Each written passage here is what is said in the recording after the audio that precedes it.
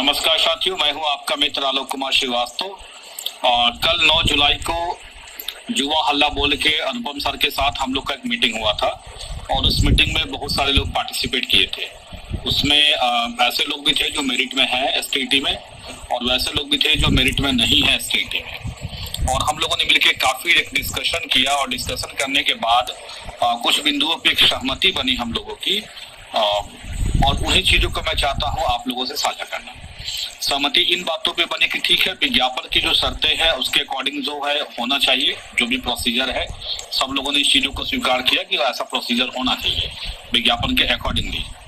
और लेकिन सवाल ये था कि जब रिजल्ट बहुत ज्यादा है, सीट से 37,000 सीटें हैं और 80,000 रिजल्ट है, तो फिर सीट बढ़ाने की तो हम मांग कर सकते हैं।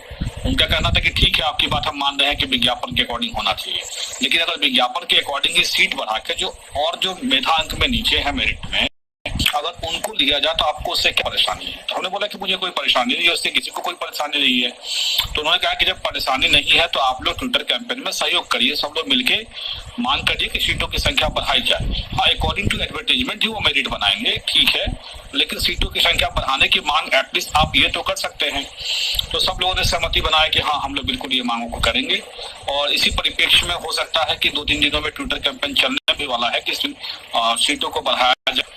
अकॉर्डिंगली मेरिट तो एसटीईटी के मार्क्स पे ही होना चाहिए, जैसा कि विज्ञापन में हमारा है, और हम लोग इसी पे कायम अभी भी है। और सब लोग भी इस बात से सहमत है कि नहीं, विज्ञापन में कोई छेड़छाड़ नहीं होना चाहिए, जो विज्ञापन है उसके अकॉर्डिंग काम होना चाहिए। बट सीट बढ़ाने की मांग पे सब लोगों ने सहमति बनाई है और विज्ञापन के अकॉर्डिंगली आगे जो होगी भर्ती की भी हो वो चलेगी। तो इन सारे बातों पे सहमति बनी है और चाहते हैं कि सब लोग साथ आइए, चाहे वो मेरिट में हो चाहे मेरिट में नहीं हो। केस का जहां तक बात है तो इसमें सब लोग जानते हैं कि केस दाखिल हो भी चुका है। 2-3 केस आपको पता ही होगा इस बारे में। एक केस नॉट इन मेरिट वालों की तरफ से दाखिल हुआ था, फिर से सुनने में आया कि एक और PIL भी दाखिल हुआ है नॉट इन मेरिट की तरफ से। विषय क्या है इस बारे में मैं पूरा एक्यूरेट नहीं जानता हूँ, दोनों केसेस में क्या क्या मुद्दा रखा गया है। और तीसरा एक केस दाखिल हुआ था मेरिट वालों की तरफ से, शायद किसी ने किया है, कंकड़ बाग के कोई है, पता नहीं चला था, फोन आया था एक आदमी का, कैसे से केस किया गया है। और चौथा केस हम लोग के द्वारा जो किया गया था, जिसके बारे में आप लोग जानते हैं कि हम लोगों ने अकॉर्डिंगली विज्ञापन के लिए ही केस है कि विज्ञापन के अकॉर्डिंगली जब आपने मेरिट बनाया है तो मेरिट को खत्म क्यों किया गया, इसको लेकर हम लोगों ने कोर्ट में अपना गुहार लगाया है। और कोर्ट के द्वारा हमारा केस का नंबर मिलने वाला है, टोकन नंबर जनरेट हो चुका है हम लोग का, 1-2 दिन में हो सकता है केस नंबर मिल जाएगा, फिर हम लोग सुनवाई का प्रयास करेंगे और हम कि जल्द से जल्द हमारे केस की सुनवाई हो। लेकिन एक चीज ध्यान रखिएगा, कोर्ट थोड़ा स्लो है, जैसा मैंने पहले भी कहा था कि जब भी कोर्ट ऑनलाइन मोड में चलता है तो कोर्ट स्लो चलता है, और कोर्ट अभी ऑनलाइन मोड में चल रहा है तो ऑब्वियस है कि स्लो चल रहा है। आपकी जानकारी के लिए बता दूं कि बहुत सारे जो डिस्क्वालिफाइड कैंडिडेट थे वो लोग भी कोर्ट गए हुए थे, और वो लोग तो मार्च में जब रिजल्ट निकला 12 मार्च को, उसके बाद ही कोर्ट गए। मोस्ट प्रोबेबली मार्च के लास्ट में या अप्रैल के फर्स्ट वीक में उन लोगों ने केस किया था अपना। अभी तक उन लोग के केस की एक भी हियरिंग नहीं हो पाई है। तो आप सोच लीजिए कि कोर्ट कितना स्लो चल रहा है। फिर भी हम लोग पूरा प्रयास करेंगे कि कोर्ट जो है हम लोग का जो केसेस है उसको जल्द से जल्द टेक ऑफ करे, ज्यादा से ज्यादा हम लोग मेंशनिंग करा के प्रयास करेंगे कि जल्द से जल्द इसको किया जाए। कुछ लोगों का मैं देख रहा हूँ कि देखिए, आपस में बहस करने से अब ये कोई फायदा नहीं है कि हाँ ऐसा होना चाहिए, मेरिट का होना चाहिए, नॉट इन मेरिट का होना चाहिए। अब ये कोर्ट को डिसाइड करने दीजिए। कोर्ट में मामला चला ही गया है तो फिर हम आपस में लड़के तो कुछ हासिल कर नहीं सकते हैं। हाँ, हम लोगों ने ये जो ट्विटर कैंपेन प्लान किया कि हाँ ये करना चाहिए तो करेंगे हम लोग। अकॉर्डिंग टू एडवर्टीजमेंट हमारा केस है, वो केस हमारा चलेगा, वहां से अकॉर्डिंगली जैसा होगा वैसा देखा जाएगा। और बार बार आप लोग कुछ तरह का मैं देखता हूँ कि कुछ भेजते हैं मेरे व्हाट्सएप पे कि सर ऐसे देखिए, आज एक व्हाट्सएप एक मैसेज आया, उसमें देख रहा हूँ क्या कि बिहार बोर्ड के द्वारा जो है वो काउंटर दिया गया था CWJC 2095 सॉरी ऑब्लिक 2019 के इसमें कि बिहार बोर्ड जो है सिर्फ एक एग्जाम कंडक्टिंग अथॉरिटी है। बिल्कुल सही है, वो काउंटर ने बिल्कुल सही दिया बिहार बोर्ड।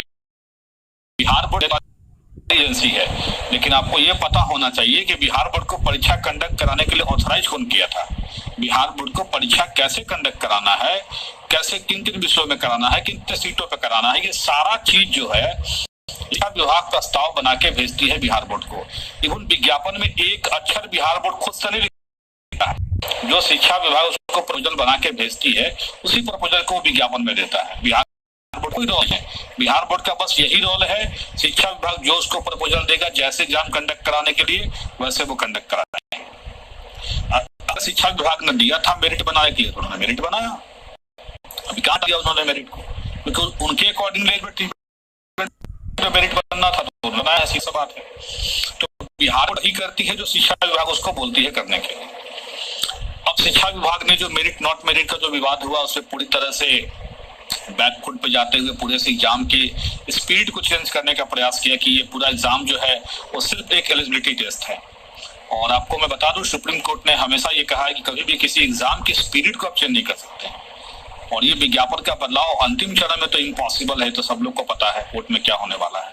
फिर भी हम देखते हैं बहुत लोग कह रहे हैं कि नहीं सरकार ये करवा देगी वो करवा देगी। देखना है कोर्ट में क्या सरकार देती है, क्योंकि सरकार ऑलरेडी पहले ही बहुत कुछ दे चुकी है कोर्ट में 85-20 के काउंटर में, चाहे वो शिक्षा विभाग हो और चाहे वो बिहार बोर्ड हो। अब देखना है कि उस काउंटर एफिडेविट से इतर वो कहाँ जाते हैं, क्योंकि कोर्ट में एक बार शपथ पत्र देने के बाद फिर अब वो भाग नहीं सकते हैं। इनका बस एक प्ली है, 2011 की वैधता बढ़ाई गई है, उनको हमको शामिल करना है, इसलिए हम लोग इन लोग को भी ला रहे हैं। तो भैया 2011 की वैधता जब एसटीटी का विज्ञापन निकला था उस समय भी था, 28 जनवरी को जो परीक्षा हुई थी उस समय भी वैधता थी, परीक्षा जब रद्द हो गई 28 जनवरी वाली उस समय भी वैधता थी, दोबारा एग्जाम हुआ तब भी वैधता थी, रिजल्ट आया तब भी वैधता थी। तो एसटीटी की तो वैधता कभी खत्म हुई ही नहीं है। पूरे एग्जाम जब से स्टार्ट हुआ है विज्ञापन से लेके अभी तक कभी समाप्ति नहीं हुई है। तो बिहार बोर्ड का ये जो प्ली है ना, ये कोर्ट में नहीं चलने वाला है। भले यहाँ पे लोग चला ले रहे हैं लेकिन कोर्ट में ये चलने वाला नहीं है और कभी भी एग्जाम के स्पिरिट को चेंज नहीं किया सकता है। तो सब साथियों ने कल रात में ये मंथन किया और इन चीजों पर डिस्कशन होने के बाद एक निर्णय लिया गया कि हम लोग ट्विटर कैंपेन चलाएंगे और उसमें सीटों को बढ़ाने की बात कहेंगे। अकॉर्डिंगली एडवर्टीजमेंट के अकॉर्डिंग है मेरिट बने, जो नीचे के जो मेरिट है उन लोग को भी एब्जॉर्व किया जाए, यानी जितना से ज्यादा वैकेंसी बढ़ जाए और जितने से ज्यादा लोग एब्जॉर्व हो जाए वो किया जाए। और वो काम हम लोग कर सकते हैं, उसको करने में कोई हमें गुरेज नहीं है। तो सब लोग से आग्रह है कि इस ट्विटर कैंपेन में सम्मिलित होइए। 1-2 दिन में ट्विटर कैंपेन का हैशटैग वगैरह डिसाइड हो जाएगा। अनुपम भैया हैं युवा हल्ला बोल के, उनके द्वारा ही ये सारा चीज किया जा रहा है। और चूंकि हमेशा उन्होंने एसटीटी एग्जाम से लेकर रिजल्ट तक में हमेशा ट्विटर कैंपेन में हम लोग का सहयोग किया है, तो का जो सुझाव है वो बिल्कुल मेरे समझ से सही है। और सीटें बढ़ जाती है, मेरिट और आसान नीचे आ जाए और लोग को भी जोड़ा जाए। उसमें कुछ सवाल भी उन्होंने शायद बिहार सरकार से पूछा है, हो सकता है कुछ सवाल का जवाब भी कुछ बिहार सरकार दे, आज न कल आरटीआई के द्वारा दे। हम तो आरटीआई फिर दोबारा भी किए हुए इन चीजों को लेकर, अब देखते हैं कब जवाब आता है। लेकिन सारी बातों को भूलकर आप लोग ट्विटर कैंपेन में पार्टिसिपेट करिए। मेरिट का जो मुद्दा है वो कोर्ट में है, कोर्ट डिसाइड कर देगा कि क्या होना है और क्या नहीं होना है। और आपको भी पता है, दिल पे हाथ रख के पूछिएगा तो खुद आपको जवाब आएगा कि क्या होने वाला है। धन्यवाद।